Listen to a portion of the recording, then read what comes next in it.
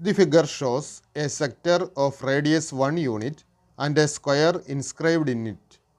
What is the area of this square?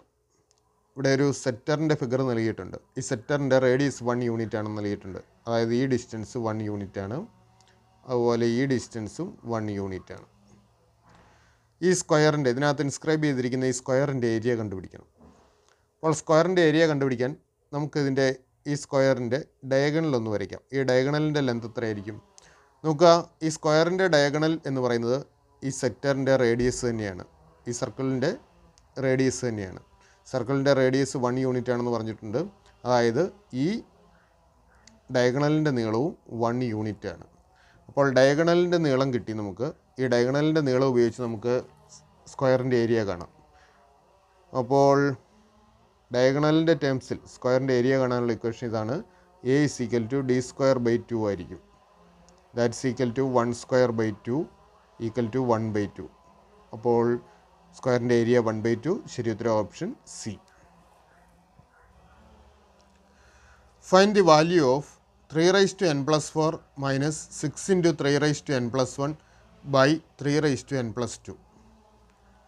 നമുക്കിവിടെ value കണ്ടുപിടിക്കാൻ നൽകിയിരിക്കുന്ന എക്സ്പ്രഷൻ ഇതാണ്. 3 raised to n plus 4 minus 6 into 3 raised to n plus 1 by 3 raised to n plus 2. നമുക്ക് ഡിനോമിനേറ്ററിൽ 3 raised to n plus 2 ഉണ്ട്. അത് cancel ചെയ്യാൻ പറ്റുമോ എന്ന് നമുക്ക് നോക്കാം. അപ്പോൾ അത് ക്യാൻസൽ ചെയ്യാൻ പറ്റണമെങ്കിൽ ന്യൂമറേറ്ററിൽ 3 raised to n plus 2 common എടുക്കാൻ സാധിക്കണം. അപ്പോൾ 3 raised to n plus 4 എന്നുള്ളത് നമുക്ക് ഇങ്ങനെ എഴുതാം. 3 raised to n plus 2 plus 2 ആണല്ലോ 3 raised to n plus 4 minus ഈ 6 എന്ന് പറയുന്നത് 2 into 3 ആണ്. അപ്പോൾ അത് 2 into 3 into 3 raised to n plus 1 divided by 3 raised to n plus 2 എന്ന് എഴുതാം. ദിസ് ഈക്വൽ ടു നോക്കുക 3 raised to n plus 2 plus 2 അത് 3 raised to n plus 2 into 3 square എന്ന് എഴുതിയാൽ മതി.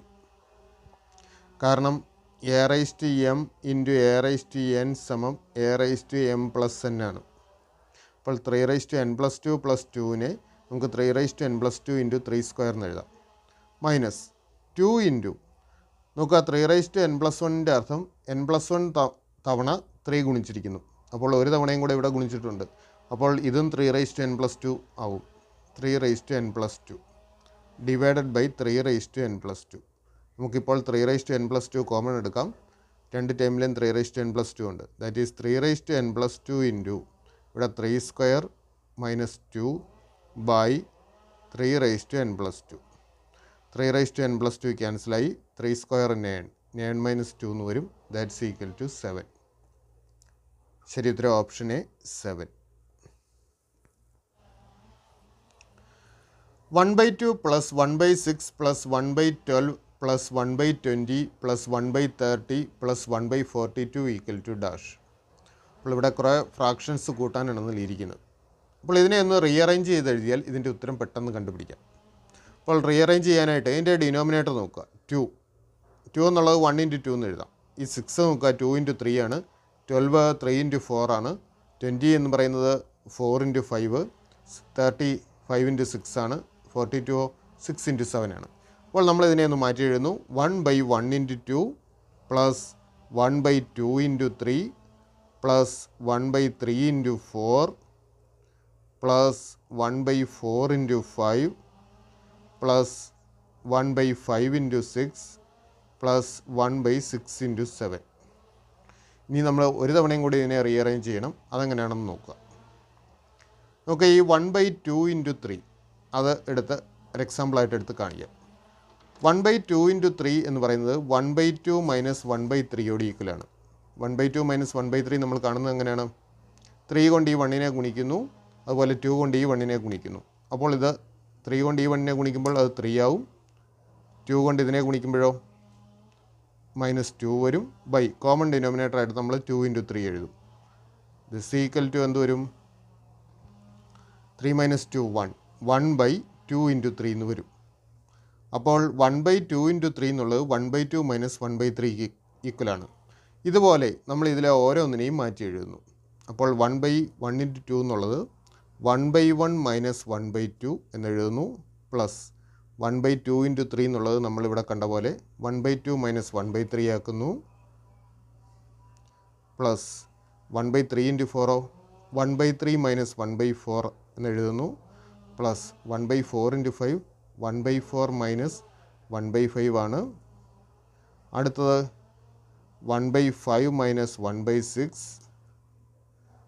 ലാസ്റ്റത്തേത് 1/6 മൈനസ് 1/7. നോക്കുക, ഇതിൽ മൈനസ് 1/2 ഉണ്ട്, പ്ലസ് 1/2 ഉണ്ട്, ക്യാൻസലാവും. Minus 1/3 plus 1/3 ക്യാൻസലായി.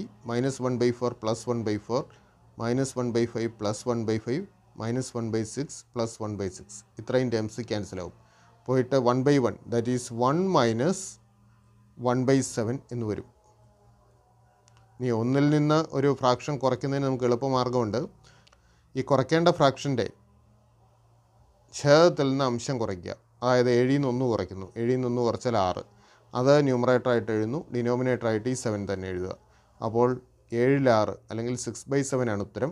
ശരി ഉത്തരം ഓപ്ഷൻ എ 6/7.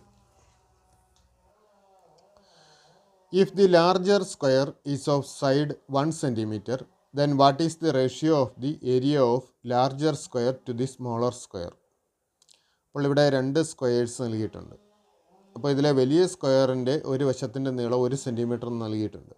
അങ്ങനെയെങ്കിൽ വലിയ സ്ക്വയറിൻ്റെയും ചെറിയ സ്ക്വയറിൻ്റെയും ഏരിയകൾ തമ്മിലുള്ള റേഷ്യോ ആണ് കണ്ടുപിടിക്കേണ്ടത്. അപ്പോൾ വലിയ സ്ക്വയറിൻ്റെ ഏരിയ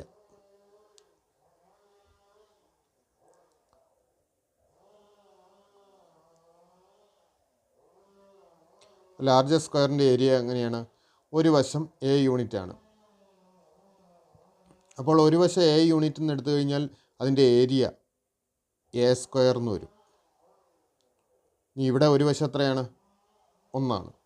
അപ്പോൾ 1 സ്ക്വയർ ഈക്വൽ ടു 1 യൂണിറ്റ്. അപ്പോൾ ഏരിയ 1 സ്ക്വയർ യൂണിറ്റ്സ് വരും. ഇനി ചെറിയ സ്ക്വയറിൻ്റെ ഏരിയ കാണണം. അവിടെ നമുക്ക് ഏരിയ കണ്ടുപിടിക്കാനായിട്ട് മറ്റൊരു മാർഗ്ഗം ഉപയോഗിക്കാം. നോക്കുക, ഞാൻ ചെറിയ സ്ക്വയറിൻ്റെ ഡയഗണൽ വരച്ചു. ഈ ഡയഗണലിൻ്റെ നീളം എത്രയായിരിക്കും? ഈ വലിയ സ്ക്വയറിൻ്റെ ഒരു വശത്തിൻ്റെ നീളം തന്നെയായിരിക്കും ഈ ഡയഗണലിൻ്റെ നീളം, അതായത് 1 യൂണിറ്റ് വരും. അപ്പോൾ ഡയഗണലിൻ്റെ നീളം 1 യൂണിറ്റ് ആണെങ്കിൽ ഡി ഈക്വൽ ടു 1 കിട്ടി. അങ്ങനെ ഡയഗണലിൻ്റെ നീളം വെച്ച് നമുക്ക് ഏരിയ കണ്ടുപിടിക്കാം. അങ്ങനെയെങ്കിൽ ഏരിയ എന്ത് വരും? d²/2 ആണ്. That is 1²/2 equal to 1/2. അപ്പോൾ ഏരിയകൾ തമ്മിലുള്ള റേഷ്യോ എത്രയാണ്? 1:1/2 എന്ന് വരും.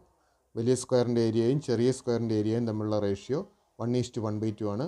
പൂർണ്ണസംഖ്യ കിട്ടാനായിട്ട് നമുക്ക് 2 കൊണ്ട് ഇതിനെ ഗുണിക്കാം, അതായത് 2:1. അപ്പോൾ നമുക്ക് വേണ്ട റേഷ്യോ 2:1. ശരി ഉത്തരം option A 2:1. If 2 raised to x minus y equal to 64 and 2 raised to x plus y equal to 1024, then what is the ratio of x to y? ഇവിടെ 2 raised to x minus y equal to 64 64 എന്ന് നൽകിയിരിക്കുന്നു. അതുപോലെ 2 raised to x plus y equal to 1024 എന്ന് നൽകിയിരിക്കുന്നു. നമുക്ക് എക്സും വൈയും തമ്മിലുള്ള ratio ആണ് കണ്ടുപിടിക്കേണ്ടത്. അപ്പോൾ എക്സും വൈയും തമ്മിലുള്ള റേഷ്യോ കിട്ടാനായിട്ട് ആദ്യം എക്സും വൈയും കണ്ടുപിടിക്കാം. അതിനായിട്ട് നോക്കുക, 2 raised to x minus y equal to 64. ഈ 64നെ കൂടെ 2ൻ്റെ പവറാക്കി എഴുതാം. 2 raised to 6 ആണ് 64. അതുപോലെ 1024 ഇതിനെയും 2ൻ്റെ പവറാക്കി എഴുതാം. അതായത് 2 raised to 10 ആണ് 1024. അപ്പോൾ 2 raised to x minus y equal to 2 raised to 6 എന്ന് കിട്ടും. ഇതിൽ നിന്നും നമുക്ക് x minus y equal to 6 എന്ന് എഴുതാം. അതുപോലെ 2 raised to x plus y equal to 2 raised to 10 ആണ്. അപ്പോൾ x plus yയുടെ വാല്യൂ 10നോട് ഈക്വലാണ്. x plus y equal to 10. ഇത് രണ്ട് സോൾവ് ചെയ്ത് എക്സിൻ്റെ വാല്യൂ കണ്ടുപിടിക്കാം. ഇവിടെ y നോക്കുക, പോസിറ്റീവ് ഉണ്ട് നെഗറ്റീവ് ഉണ്ട്. അപ്പോൾ രണ്ട് ഇക്വേഷൻ കൂടെ കൂട്ടിക്കഴിഞ്ഞാൽ y ക്യാൻസൽ ആയിക്കോളും. എക്സും കൂടെ കൂട്ടുമ്പോൾ 2x, y ക്യാൻസൽ ആകുന്നു. 2x ഈക്വൽ ടു 16 എന്ന് വരും. 2x 16 ആണെങ്കിൽ x എത്ര വരും? 16ൻ്റെ പകുതി 8 എന്ന് കിട്ടും. ഇനി x 8 ആണെങ്കിൽ y എത്ര വരും? x plus y 10 ആണ്. അപ്പോൾ y എത്ര വരണം? 2 വരണം. അപ്പോൾ എക്സിൻ്റെയും വൈയുടെയും വാല്യൂ കിട്ടി. ഇനി x/y കണ്ടുപിടിക്കാൻ എളുപ്പമാണല്ലോ. 8:2. നമുക്കൊന്നുകൂടെ സിംപ്ലിഫൈ ചെയ്യാം. 2 കൊണ്ട് 2 സൈഡും ഹരിക്കാം. അപ്പോൾ 4:1 എന്ന് കിട്ടും. അപ്പോൾ x/y = 4:1 ആണ്. ശരി ഉത്തരം ഓപ്ഷൻ സി 4:1.